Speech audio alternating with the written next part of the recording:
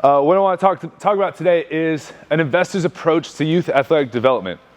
And we'll kind of go through the system that we use at LEAD, and then I'll try to convince you to not do that. And then we'll talk about why you should be taking certain approaches at sometimes, certain approaches at other times. And if we kind of compare this to being an investor, which, full disclosure, I'm not. If I take $100 and it's broken into 20s, and I have to put $20 on either athletic qualities or time spent doing certain things in my gym with the population that we have, whether I'm cognizantly trying to put that money on that thing or it just ends up happening, I want to at all times know what I'm putting my stock into. And that's kind of the approach I want you guys to think about as we're going through this. So the key influences here are going to be Tim Cairns. So he is a mentor of mine. He has a resource called the PH Podcast. Ironically, it's less of a podcast now. It's more of an online curriculum. It is phenomenal, very, very deep resource that I suggest a lot of coaches go to. He was one of the best strength conditioning coaches at the collegiate level. Now he runs a gym that is for Gen Pop, and they run 3 of them. And now he is just a really big influence on me at a continued education standpoint. What I'll refer to a lot today is The Most Important Thing, and it's a book by Howard Marks on investing. It has nothing to do with training athletes or the population that I work with. But it's the first place that I really found this kind of first and second level thinking, right? First level thinking being kind of just surface level, second level thinking being deeper, and we'll get into that in a minute. Mark Verstegen was a really big influence through the Exo system really early in my career. And we'll go over some things from his book, Every Day is Game Day. And then The Motive, Patrick Lencioni. We won't get too much into that, but it's a great book looking at leadership styles and figuring out what your decisions long-term tell you about the motives that you have for being a leader. In terms of my background, I am a former Division I professional athlete. John gave it away. It's basketball. I usually try to go with golf. But it's not something I harp on anymore. But what I found was really early on in my career, it gave me a lot of credibility because I was able to stand in front of an athlete and say, hey, I've done the things that you want to do. And so it gave me a bit of credibility there. Went to Cal State Northridge, got to play there. Loved college so much, took a 5th year. That's where I met my wife. She was playing beach volleyball, I was playing basketball. And then I continued to play basketball after that, came back to LA. And I want to kind of highlight the places I've been. So, number 1 was Sports Academy. It is the absolute mecca. So if you look at the amount of space that we have in here, this is about the size of their weight room. On top of that, they have about 5 basketball courts, 2 sand volleyball courts, indoor soccer fields, every resource an athlete would need, from a kitchen, recovery center, physical therapy, everything. And so just seeing kind of this second order, deeper level thinking of having everything an athlete would need in one resource was a really big influence on how I've tried to build my business and my gym in a smaller form factor. Then we have Athletic Gains and the Jordan Brand facility that I got to be in while I was in LA. And those are much more first order or first level thinking facilities, and we'll talk about why. After that, it didn't take a lot of convincing from my wife, who's from Roseville, to move up here back in 2020. And then working at multiple facilities like Next Level, OA with minor league baseball players, and then touch shooting with basketball players, just gave me a lot of experience at the local level and figuring out what kind of athletes are here and what are kind of the needs and what are the needs and the wants of the athletes in this area? Kind of who's here and how do we go about working with them? And then in 2021, we opened LEAD Performance. So LEAD started as a one-man band. It was just me, and a lot of blissful ignorance led to opening a gym. I had no idea what I was doing. I opened with 4 members. If you're a business person or not, like 4 members is not a good business plan. But that blissful ignorance carried me enough that I found some other people that were willing to self-sacrifice enough that they jumped on board with me, and we have gone much farther together than we would have alone. The goal was training pro athletes. I had to get past that, so I was training pro athletes at the place that we mentioned before, Athletic Gains and Sports Academy. LA is the absolute hot spot for pro athletes in their off season. They all want to work out and then they want to go to the beach. Roseville's not LA. And I had to find that out very quickly. So then the population that I was working with, I had to say, okay, well, I have to step aside from pro athletes. I can't have that expectation that they're going to come to Roseville and train with me. Let's look at the population that's here. And so as I've started to build out this team and build a sense of community, now the goal is how can we serve at the greatest capacity with the people who are actually here and want to dig into what we're doing. The very, very fortunate part, somehow over the first 2.5 years, we had 2 racks that looked just like this. It was just 1, 2. That's all we had. We had 2 barbells, and we had about 75 athletes. I don't know how we made it work. But that's all we had in a 2,500 square foot space. And so we got connected with AA, who used to be the head strength coach at USC and a number of other spaces. And we went through $120,000 renovation that now we have all the same resources that a Power 5 university would have. So that when our college athletes come back for the summer, they have everything that they need. And then on top of that, the high schoolers, we feel like it's the most linear path to getting them to, hey, you want to go play in college? We're going to give you the resources that you need or that you're going to see at that level. So this is what our gym looks like now. So we have 4 different racks. Every single rack, and we'll get into some of the tech, has a VBT unit on it. Every rack is attached with an iPad. So we like to gamify things a little bit. But this is kind of our mission statement. And to the best of my ability, this kind of sums up who we are. John, the first thing he said this morning when I walked in, he said, holy shit, you got 85 slides? I go, yeah, lock and load. We're just going to blast through this. We're going to take this piece by piece. So we're a data-driven performance facility specifically for athletes that parallels the Division I weight room in resources and training methodologies. Part 1, here we go.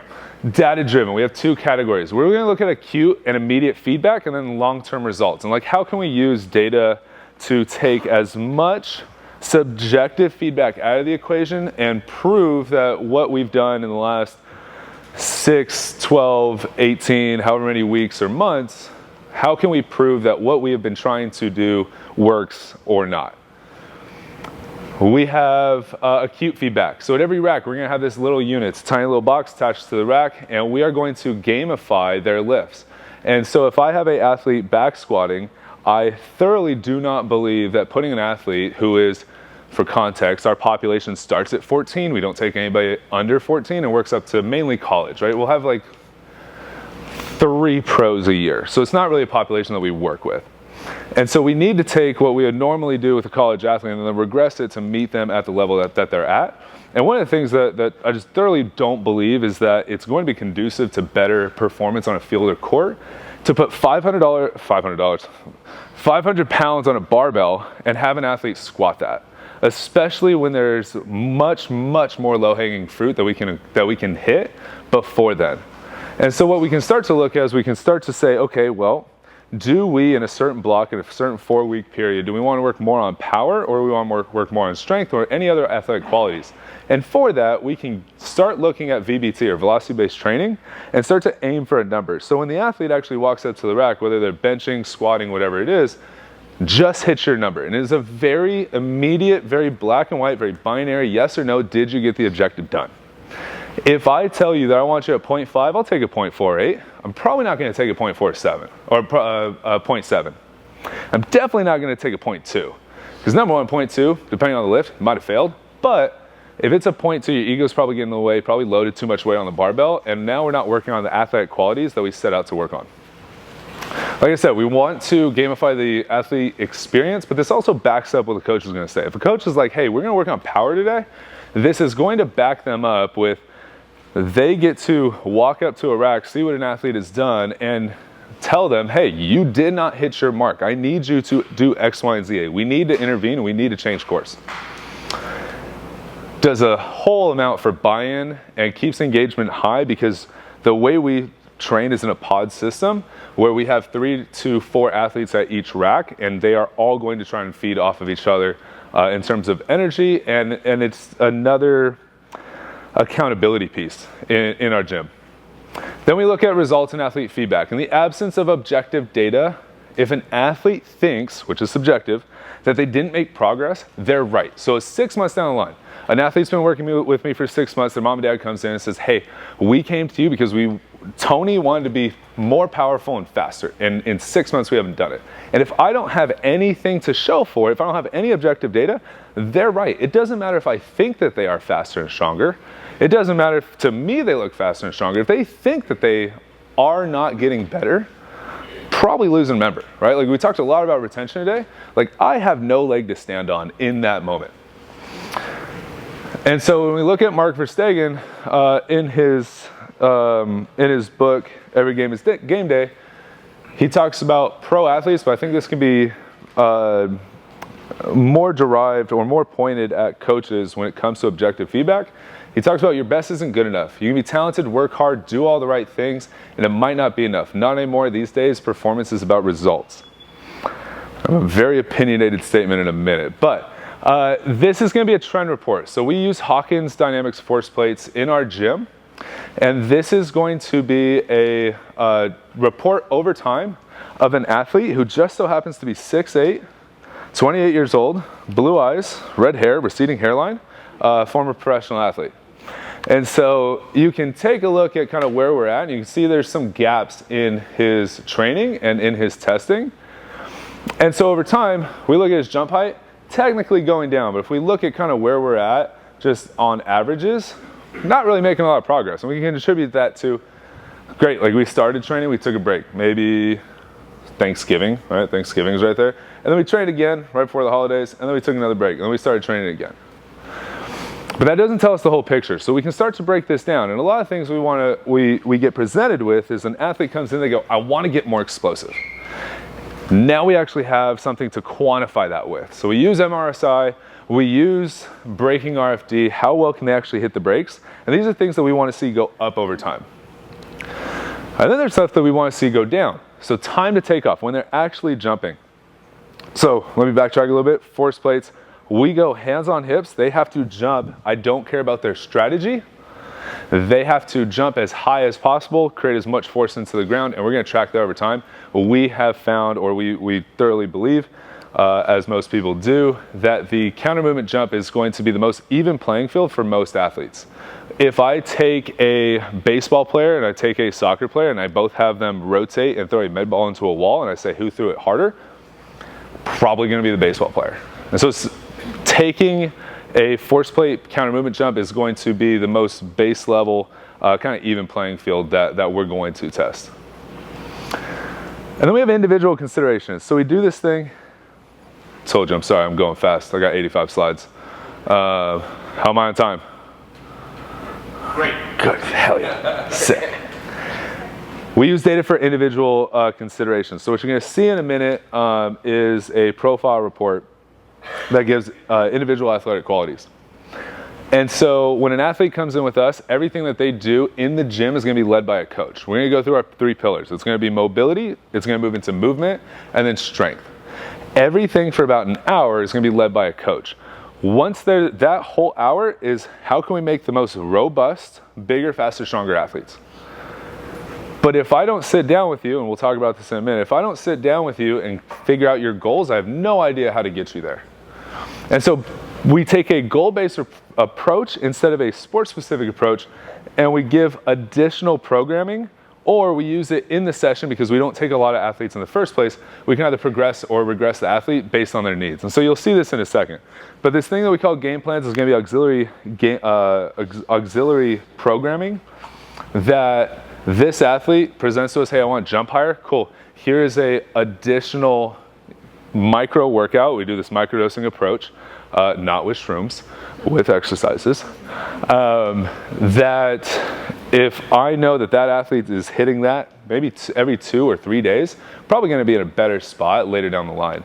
They're probably going to get enough exposure to that stimulus that their vertical will go up. And so this is just an approach that they have on their phone. They have it wherever they go. And then we get to profile them by subcategories. So the thing I like to explain athletes is forget about everything you're about to see right now. Just think of it as propulsion, deceleration, and efficiency. Now, this is going to be a profile report, and this is the same athlete from before. So he's pretty evened out, but we look at the brakes, a little above average. This is pretty good. But then we have some other athletes. And for privacy, we've blocked their names out.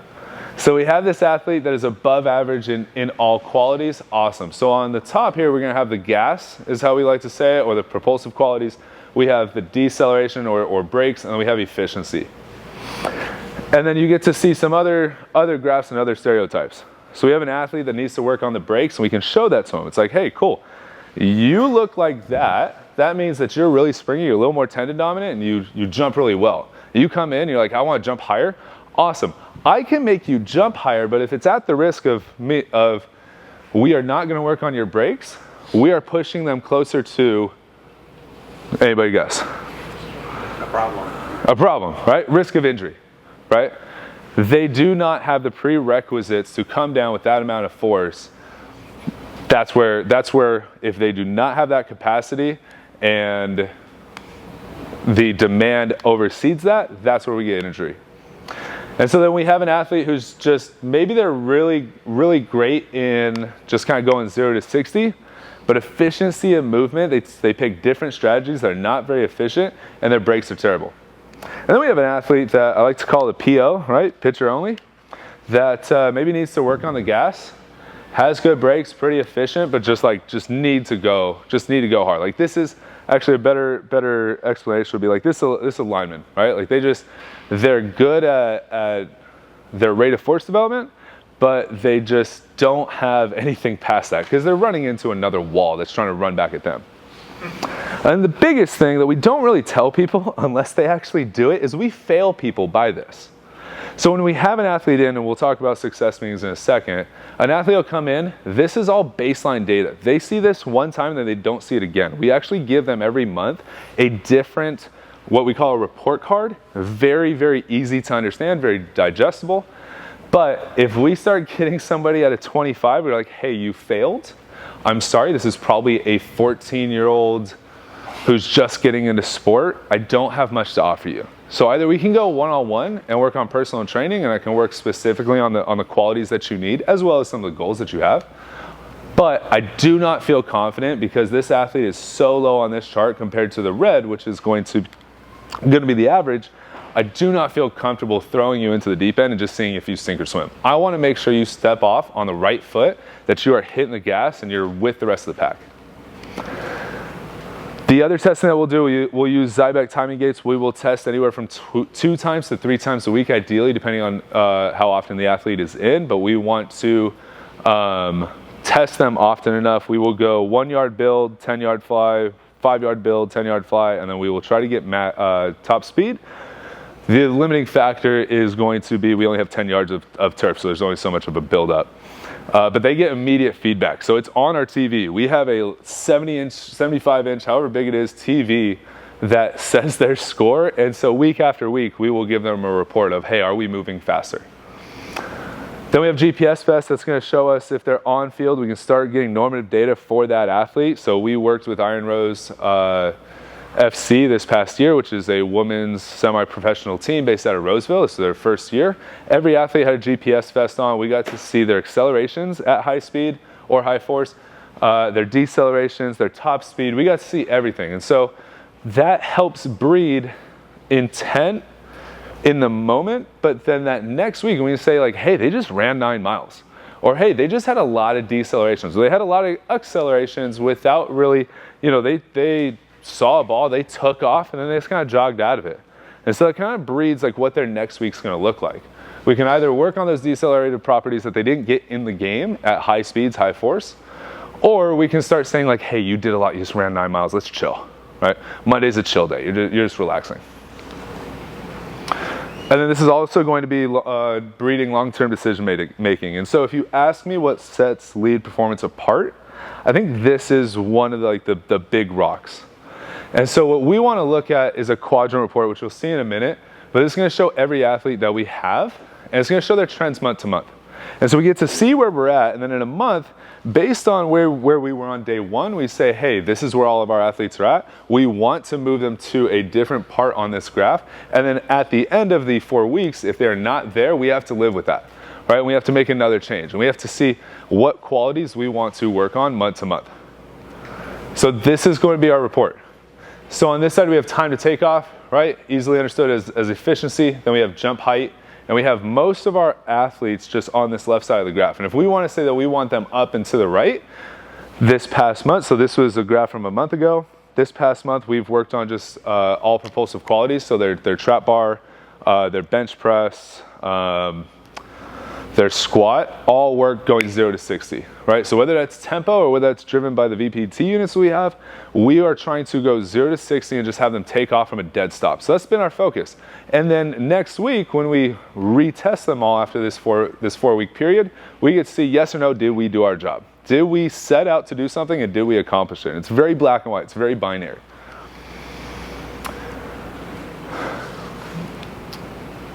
So then we get into the next line. Sorry, we're still going through that. What is performance training? It's an umbrella term that a lot of people will start throwing sports-specific training in, and they'll have route drills inside a gym, and they'll be bench pressing, holding onto a football while somebody's trying to hit it.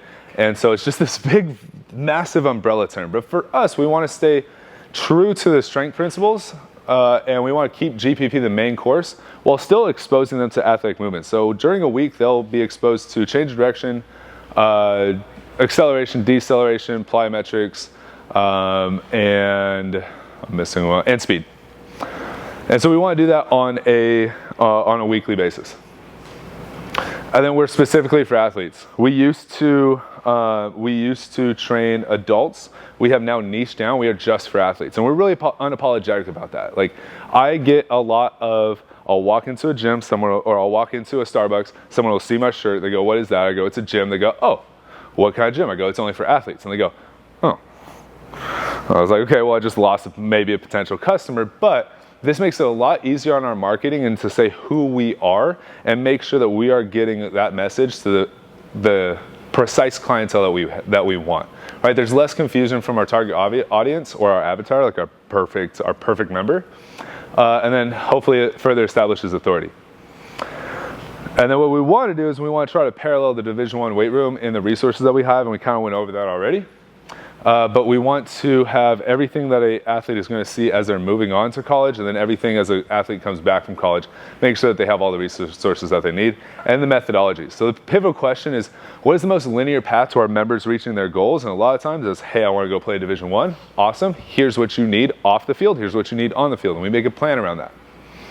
If we're not asking that question, I thoroughly believe this is just like a carnival. I am taking your money and saying, hey, enjoy the ride. Right? It's like, hey, thanks for your $30. Go have a fun workout. We'll see you tomorrow. Because if I don't know their goals, like I said, I do not know how to steer the ship. And it's just doing them a disservice. So this is going to be an example of one of our training days. So this is our performance team. We're going to go through P1 through 3. That's going to be mobility. It's highly driven by FRC. And so we're going to get pails and rails. So we're going to start with a static stretch. We're going to get into a pails and rails and then have a car or a controlled articular rotation or more of a flow state movement.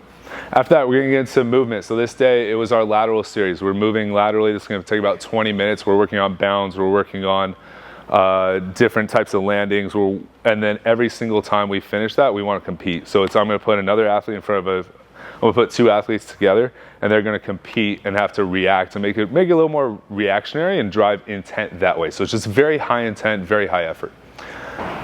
For this month, it was barbell bench for our A1 on this day. Again, we have a 0.4. That is going to be our VB2 unit. Everyone's going to get under a bar. They're going to move that thing at 0.4. If they got 0.6, put some weight on it. If they got 0.2, take some weight off. Check your ego at the door.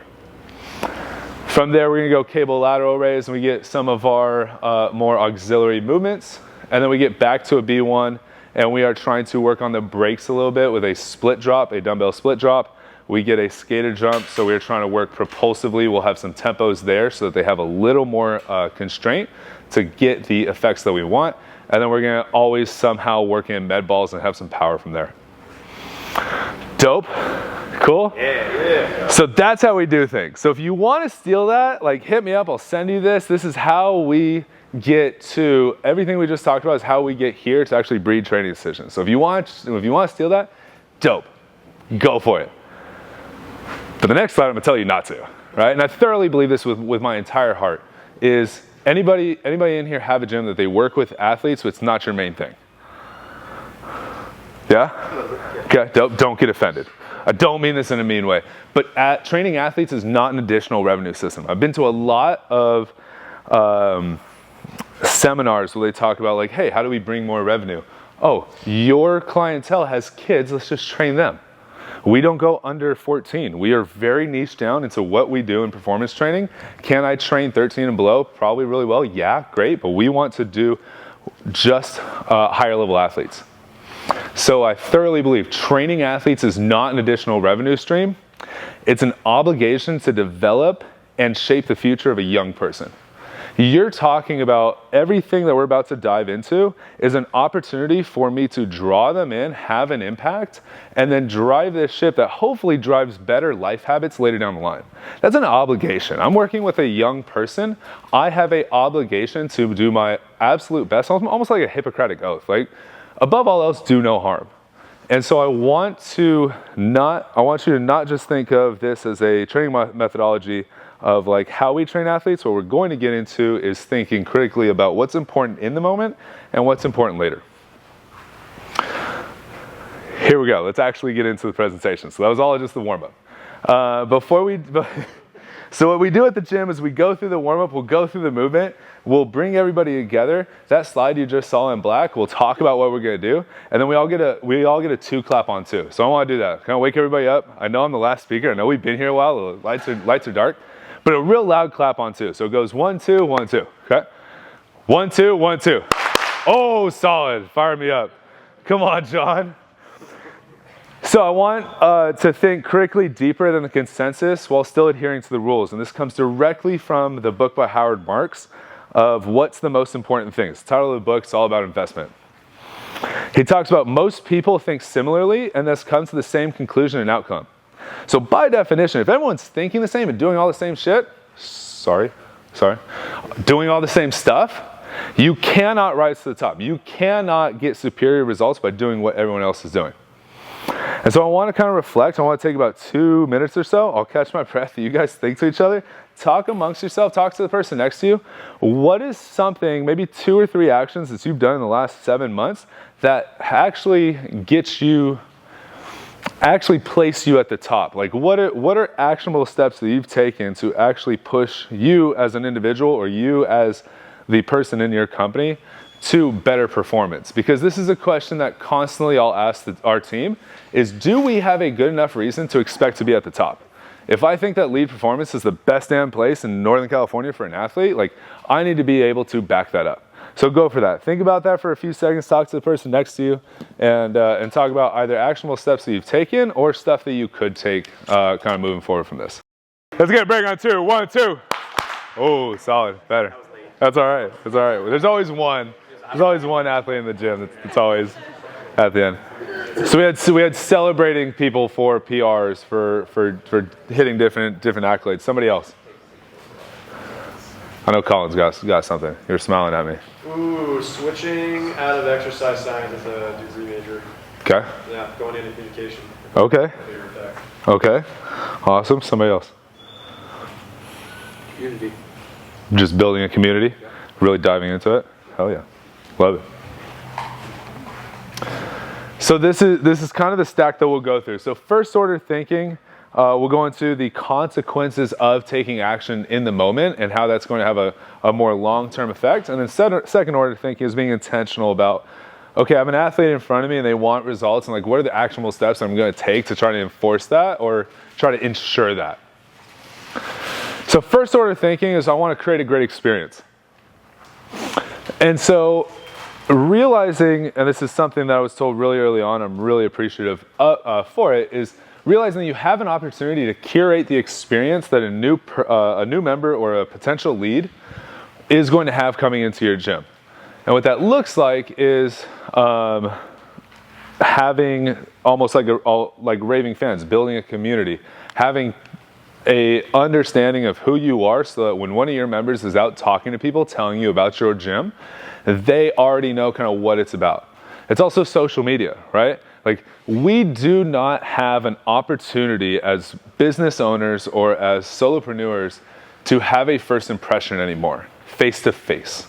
So when I meet someone face to face, they already have an impression of what lead does, and good, bad, or ugly, like I have to now adjust to that. So coming in, and Greg said it really well, it's like you have to match the energy. You also have to realize that they have this idea of you. If you can get ahead of that and try to curate what that image is, awesome. It's gonna fall under branding, right? So the question is, how can I control the opinion of my business upon discovery? From there, we're gonna go, how can I uphold that opinion upon arrival? So they come in, they think, wow, this is gonna be a great facility, and great coaches and all that. Like, can we actually hold up to that standard that we say that we are at? From there, we want to look, how can we exceed expectations and over deliver? And then how can we prove that it's actually worth it? Because I cannot see Kenny right now. Like, I know I need to go to the doctor and I refuse to. I refuse to go to the optometrist even though I know I need glasses. I just don't want to pay for it. And how many times have we had somebody come in, they were referred to you by a doctor saying, hey, I know I need to get stronger. I know I need a lifestyle change. I know I need to create better habits. I know I need to lose weight, whatever the goal is. And they know that they need that, but they just don't want to pay it, right? So like, how do we prove that the value is worth it? So these are the 4 things that we're going to get into right now. So curating great experiences. These are the 2 first facilities I ever worked at. And it was great. So this first facility, this is just the weight room at Sports Academy. So like I said, this whole room looked just like that. And then it had all these other things. And so Sports Academy had everything an athlete needed. That athlete did not have to go anywhere else, from their breakfast to their lunch to their dinner, recovery, everything. They could just spend 24 hours there. It was great. Maybe 23. They'd probably kick them out at some point. And that's going to be very second order. As we get into this is very long term.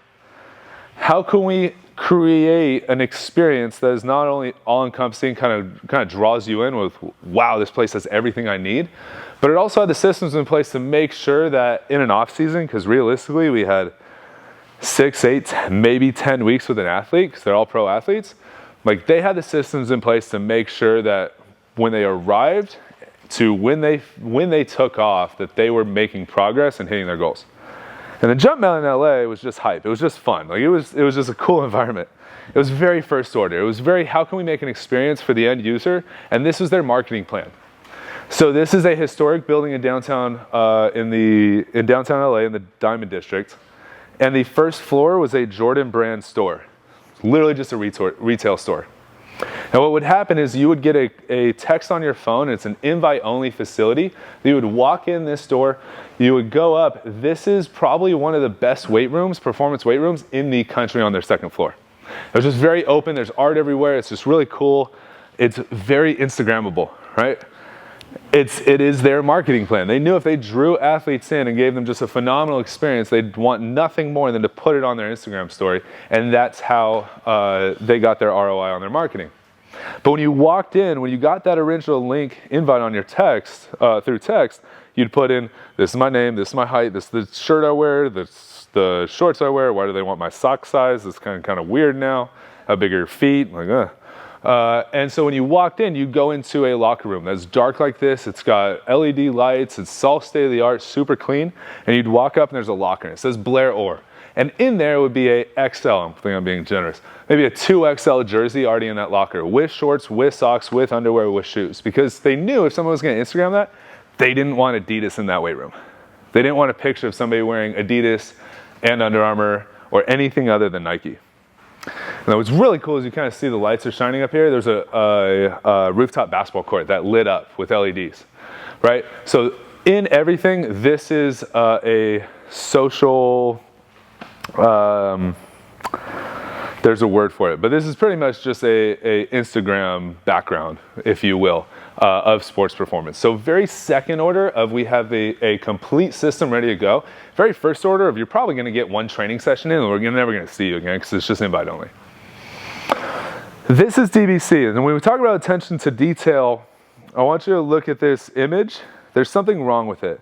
And knowing the owner of DBC, taking his certifications, there's one thing wrong with this image, and I promise you it has nothing to do with the models. They work with so many high-level athletes that every attention to detail, it has to be thought of, because when you're working with athletes, that athlete, every other time that they're in their gym, that they're not in your gym, somebody is looking after their nutrition, their recovery, right? You go into the Sacramento Kings weight room, that thing's pristine. They're not going to go to a gym that's all dirty. And I know, I plucked this from their homepage, and I know it bothers the owner. And so I'll zoom in. It's really hard to see. I promise you it has nothing to do with the models. But one of their dumbbells is sideways. And so when you have their thought process and what they preach is when you have athletes that are making tens of millions of dollars and every single detail of their life is looked after by somebody else, and they go into a gym and say every single dumbbell is just a different way, well, that's an attention to detail you didn't look after. What else are you not looking after? My corrective exercise, my warm-up, my cool-down, right? Do you not really care that much about the exercise selection? Right? Do you not really care that much about my diet? Like, what else don't you care about? So I know that bothers them. But it's the same thing that we try to have at Lead is when somebody comes in on day one, they look, everything is pristine. And I'll give accolades to Kenny, because I walked around this place a few times. I've yet to find a dust bunny. I freaking love that. Right? You keep the place just looking great. A thing that I pulled from just being on the road while I was playing is in the W Hotel, depending on the time of day, you walk in the lobby and they'll have a different mat. And it's these small little details that a lot of times just elevate the experience in the now. And so what we do for Lead is we are trying to find like what details can we add. So when they first walk in, we have a vertical TV. Oh, maybe we don't.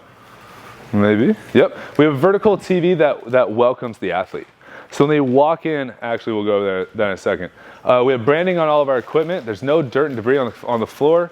We have a clear front desk. If you ever walked in, it's just like there's just a ton of stuff on the front desk. If you have a type A type of person walking into your gym for a personal training session, and they come in, there's clutter.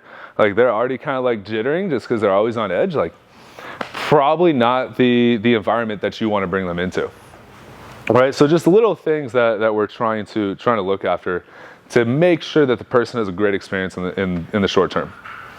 So this is going to be our weight room, and we want to present like a Division I weight room. We say that that's how we want to train, and we want to make sure that we have the equipment, we uphold the image that goes along with that. And then this is going to be our vertical TV. So as soon as you walk in, we have a TV that we've literally just turned sideways. And it's going to look like this. It's going to say, "Welcome, Sophia." A few pictures of athletes, cool little diagram.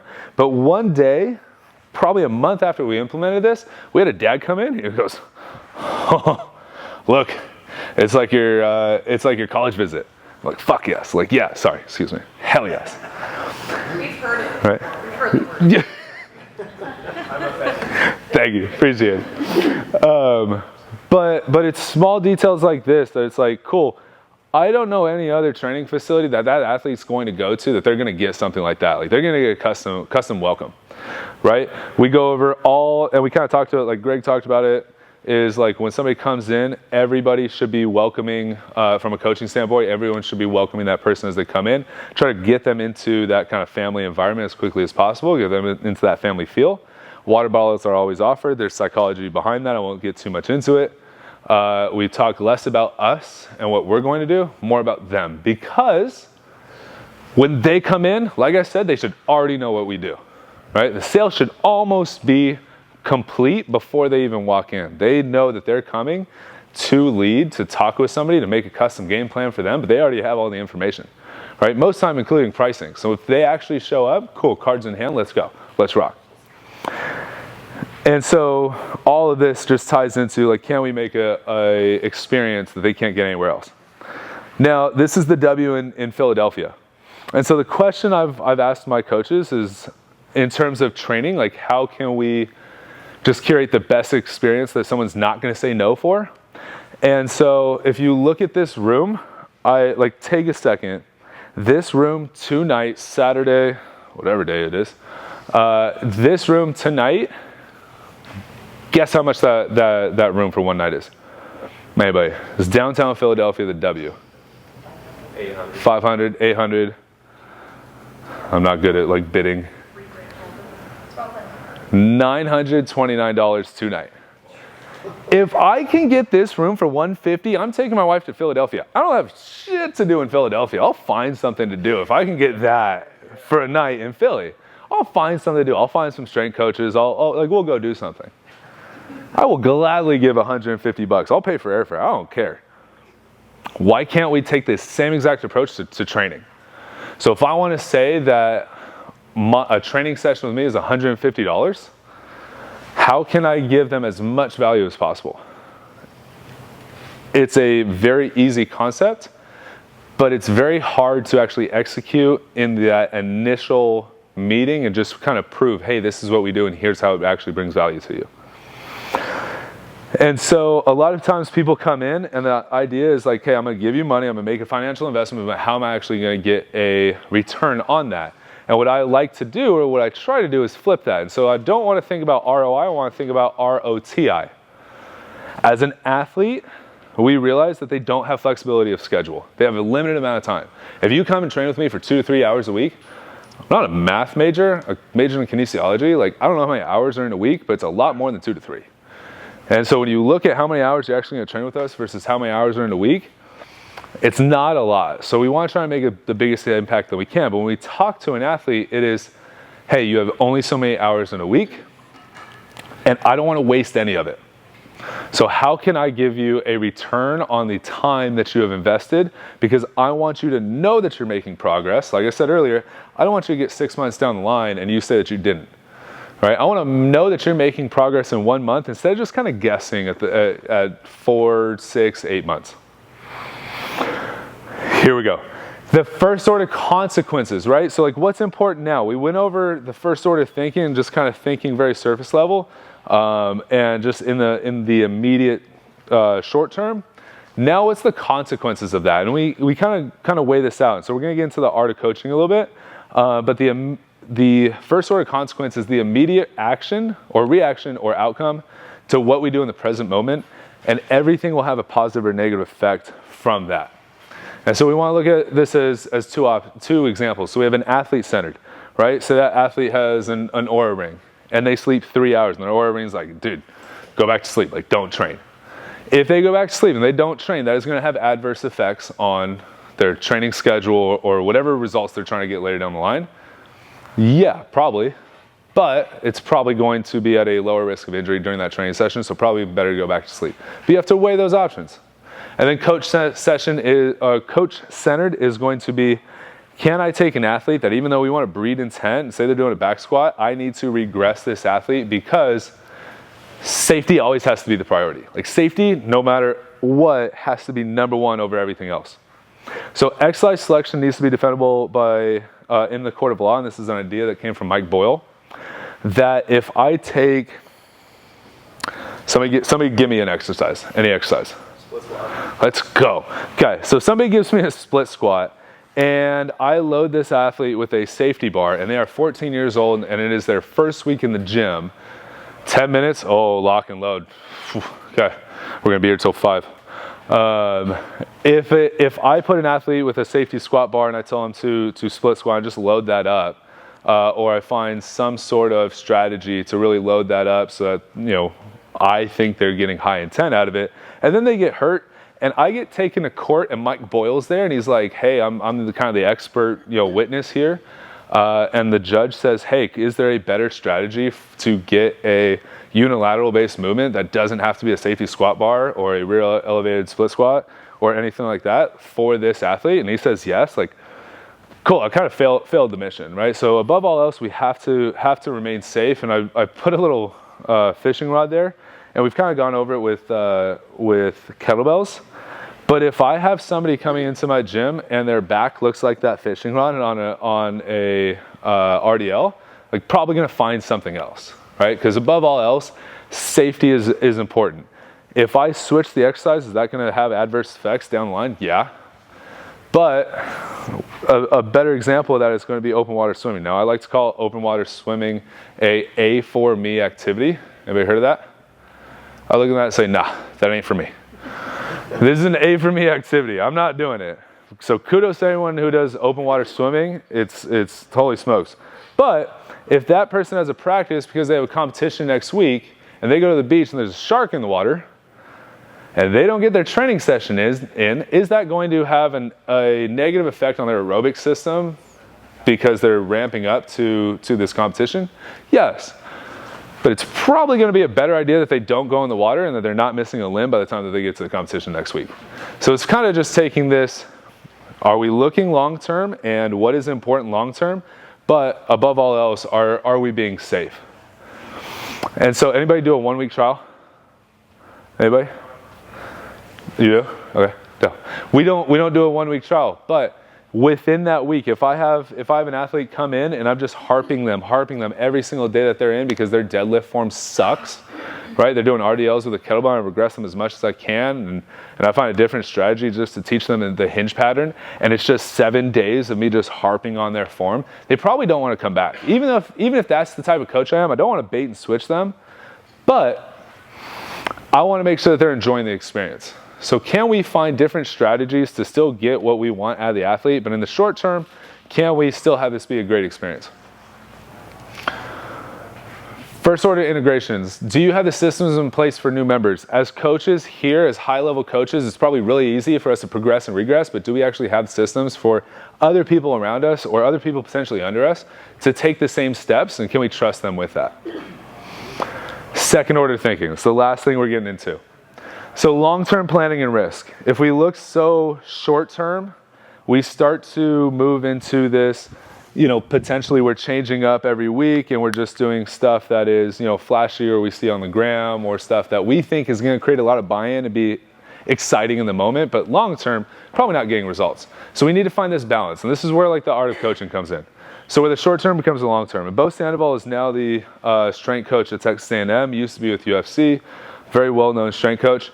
But he had a quote, and he's like, if you can make an impact and influence them enough, trying to draw somebody in with the experiences that we've already talked about, we can hopefully get that athlete long-term, then really have a big impact with them from that. And so when we look at Greg's populations, Greg has a retention rate of 97. Lead definitely doesn't. Regardless of how good of a job I do, potentially, arguably, if I do a better job with my athletes, I'm probably going to lose more of them. Because if I take a high school athlete and we do a phenomenal job and they get recruited, they go Division I, they're leaving me. So regardless of what happens, I'm losing at least 25% of my clientele every year. And that's just kind of what we have to live with. But we want to earn the long-term impact. So how do we set up our athletes for long-term habits later in life? And often we have to take a risk that counters the sport-specific training. Athlete comes in, I want to be sport-specific, and we have to, again, like Greg said, kind of balance that line of, I know you're saying what you want, here's what we're going to do, and here's why it's in your best interest. The risk is kind of surfing that line. And then we have to ask ourselves, like I said, what's best for the member? Is having a body recomposition challenge really the best thing for a Gen Pop member? From a business standpoint, it gets them in the door. It's enticing. It's if it's a risk-free, they go, awesome, I'm probably going to get my money back at the end of this. But is it the best thing for the member in that moment? Probably not. We talked about, what's the show? The big weight loss show? Biggest Loser. Sorry, I'm 28. Didn't really grow up with it. But The Biggest Loser, right? Same type of idea. Probably not the best thing for the member. Probably looking at a more long-term strategy. Same idea if we apply it to athletes. There's a 6-week vertical program that says, hey, here's the program already built. This is what's going to help you jump higher. Is that going to be the best thing for that athlete? Maybe yes, maybe no. Because if we go back to those Spider-Man looking graphs that we had before, the little red and blue things, that athlete might not need more propulsive qualities. We might be pushing them closer to injury. So it's just walking this really fine line. Like I said earlier, I want you to think of what am I going to put my sock into? If I have $100 in 20s, where am I actually putting those 20s, and what do I believe is going to give me the biggest ROI, the biggest bang from a buck? And for us, it's going to be long-term, structurally balanced, principle-based training. We want to monitor adaptations and inform athletes of progress, so they know that they're making progress, but they're also in the know. It creates a little more buy-in of hey, this person cares about me, right? And then we always want to be critical of our system, right? If I say I have the best system ever, and then 20 years later I'm still running the same system, times have changed, probably not the best system anymore. So we critically want to look back and say, how can we make this better?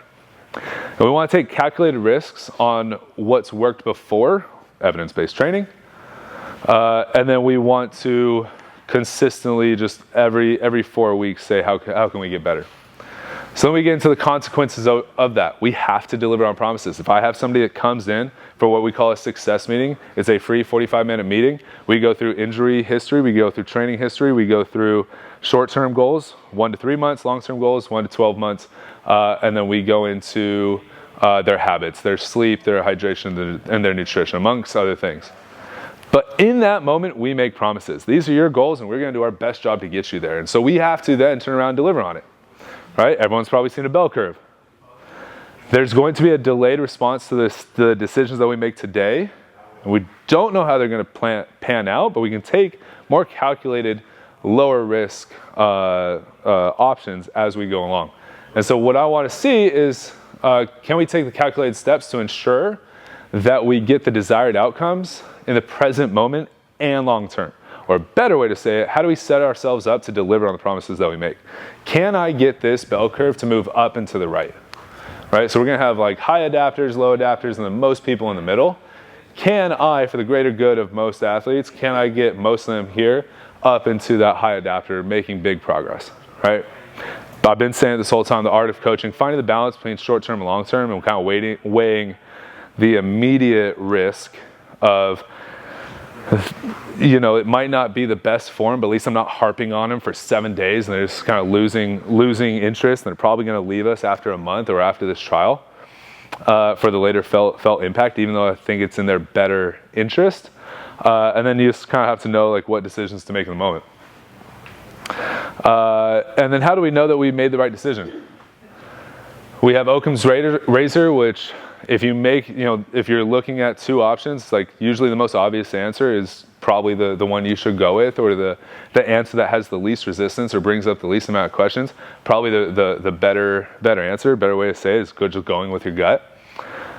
And then the other one is like, our decisions supported by principles, right? If we don't have periodization, if we're just saying, hey, we just want to be the Jordan Brand facility and just make a great experience in the moment, next day, great experience, next day, great experience, and we never plan long term, we're throwing progression and progressive overload just completely out of the equation. Like we just don't give ourselves a chance to actually have any principles in our training. It's just not a good training program.